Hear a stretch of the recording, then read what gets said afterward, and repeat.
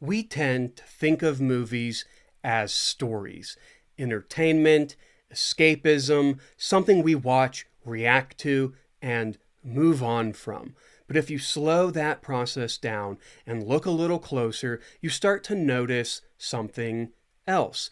Every film is making a case. Movie narratives function as a delivery system for ideas, not just telling and showing you what happened, but quietly suggesting what matters, what causes things, and what you should or shouldn't believe about the world. Movies are not just a narrative. They may function as an argument. And when I say argument, I don't mean conflict or yelling. I mean structure. An argument has premises, supporting evidence, and a conclusion. Films follow a similar structure. The setup gives you a premise. The scenes act as evidence, and the ending delivers the conclusion. And just like any argument, it can be strong, weak, misleading, or incomplete.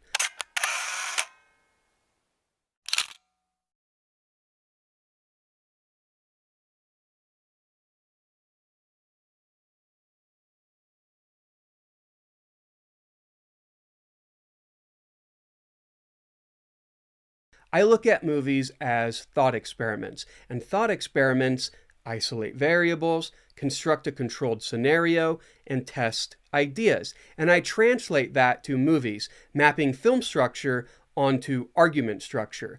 A premise is the film's central claim or worldview. The evidence is the scenes, character choices, consequences, and the conclusion is the resolution or final thematic position. It's not just interpretation, it's formalizing film as argument. Let's look at how this works. Start with 12 Angry Men. On the surface, it's a jury deliberation. One room, 12 men, a single decision, but structurally, it's making a claim about reasoning itself. Okay, that's 11 guilty. Was Bodie not guilty? 1. Right. Boy, oh boy, there's always one. You really think he's innocent? I don't know. The premise is reasonable doubt matters. The evidence is the deliberation, bias, and the contradictions. And the conclusion is doubt is justified. He's had a pretty miserable 18 years. I just think we owe him a few words, that's all. I don't mind telling you this, mister.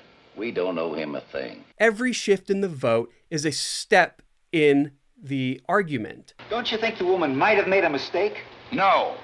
It's not possible. No, it's not possible. We want to hear your arguments. I gave you my arguments. We're not convinced. We want to hear them again.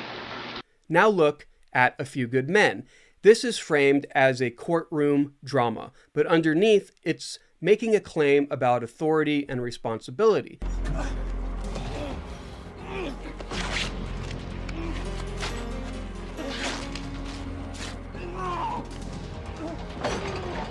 The premise is systems of authority can justify unethical actions under the guise of necessity. The evidence is the conflicting testimonies, the chain of command pressure, the normalization of code reds, and the gradual shift from avoidance to confrontation. And the conclusion is the system exposes itself when forced into direct accountability. I hold here the Marine Outline for Recruit Training. Are you familiar with this book? Yes, sir. Have you read it? Yes, sir. Good.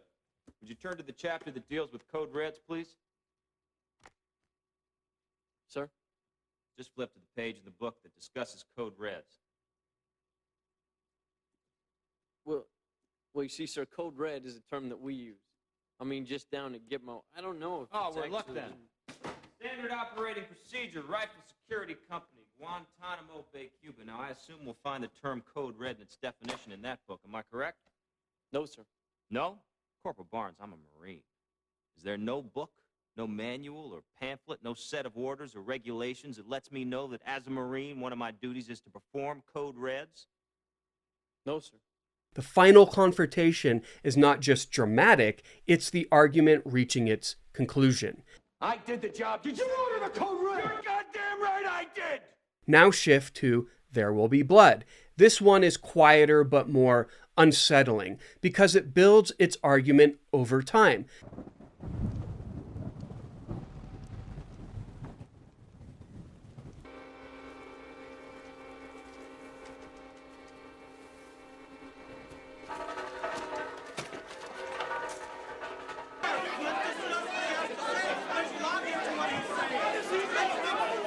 I have a string of tools already to put to work. I can load a rig onto trucks and have them here in a week. I have business connections, so I can get the lumber for the derrick. Such things go by friendship in a rush like this. And this is why I can guarantee to start drilling and to put up the cash to back my word.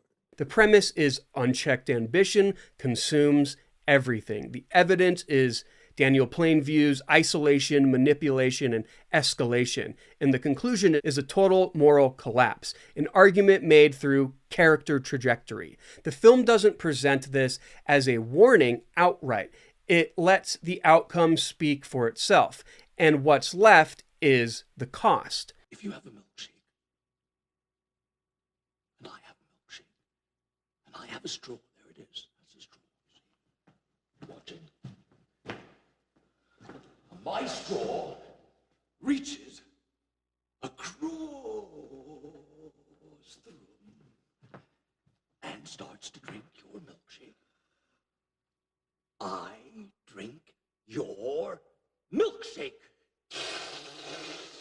I drink it up. Now consider Jurassic Park.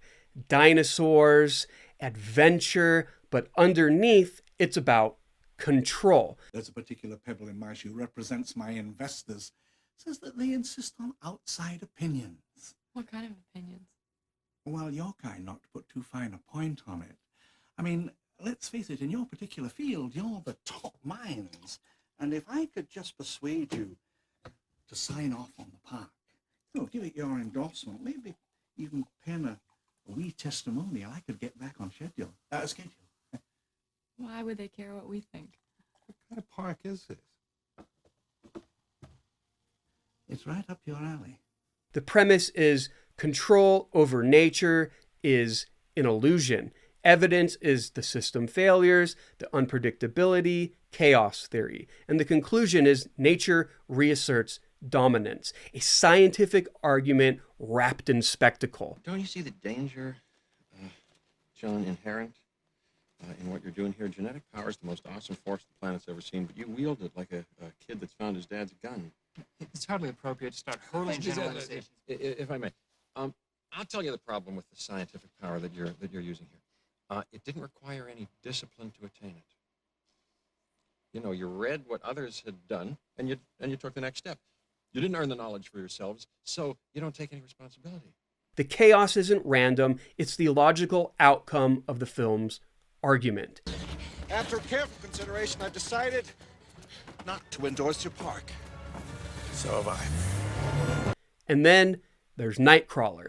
This one exposes something deeper. Not just an argument, but how arguments are constructed. Be on television? Morning news. If it bleeds, it leads.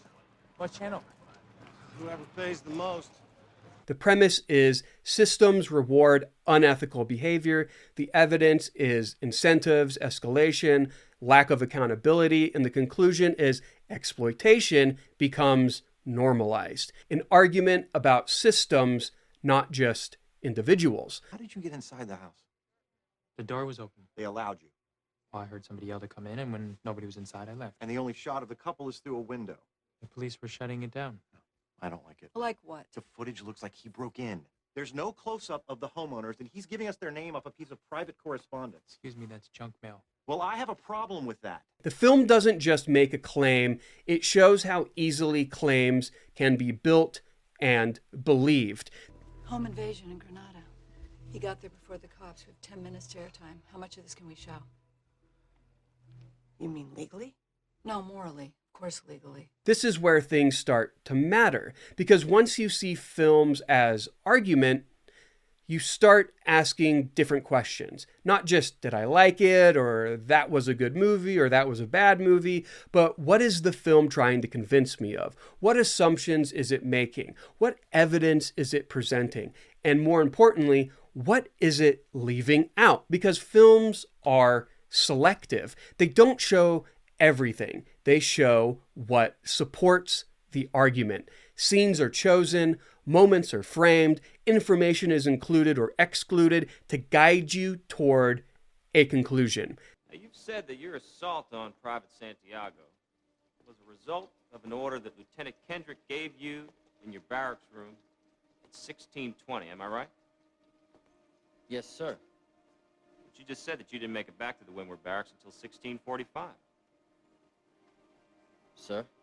Well, if you didn't make it back to the barracks until 1645, how could you be in your room at 1620? That's not accidental, that's construction. And then there's emotional appeals through music, lighting, performance. These elements don't just enhance the story, they reinforce the argument. Next time it'll be flawless. It's still the flea circus. It's all an illusion. When we have control again. You never had control. That's the illusion. I was overwhelmed by the power of this place. But I made a mistake too. I didn't have enough respect for that power, and it's out now. They make you feel like something is true, but feeling something is not the same as demonstrating it. This is where skepticism matters. Not to dismiss the film, but to engage with it more clearly, to separate what is being shown from what is being claimed, to recognize that a compelling narrative can still contain weak reasoning. It's a very unusual knife. I've never seen one like it. Neither had the storekeeper who sold it to the boy. Aren't you asking us to accept a pretty incredible coincidence? I'm just saying a coincidence is possible. And I say it's not possible.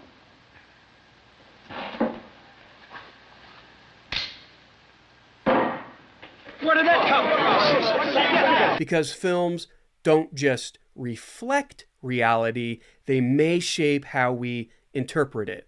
They influence how we think about justice, authority, success, truth. And if we don't examine the structure, we can end up accepting the conclusion without ever questioning the premises. So when you watch a movie, you're not just watching a story unfold for purely entertainment purposes. You're watching an argument being built, scene by scene, choice by choice, frame by frame. And once you start seeing that, it's hard to unsee, because now the question isn't just what happened. It becomes, what is the film trying to convince me is true? And does that argument actually hold up? That's where media analysis shifts from passive viewing to active evaluation, from reaction to investigation, and reframing as thought experiments to be tested.